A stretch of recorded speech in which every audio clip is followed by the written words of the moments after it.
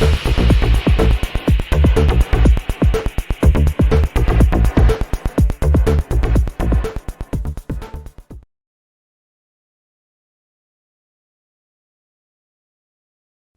there everybody, welcome to another video. On today's video I have this smart Fortwo. This is a 2011 model and I'm going to be resetting the service interval. So the two little spanners that come up there, and it says minus 211. So the car has been serviced, so now we want to reset that, and basically we're gonna play around with the key a little bit. So this is my key here, and you have two positions here. So you have position 1 and then position 2 without starting the car.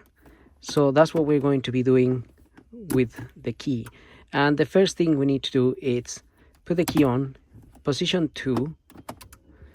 Okay, so to reset the service interval, we're gonna have to use this button and the ignition on position 2. So get the ignition position 2, press this twice, switch it off, press and hold position 2 again, and press and hold until that minus 12 there resets. That minus 200 resets, and that has been reset to 13,000. Now we can release that and we are pretty much done. So ignition off again and on.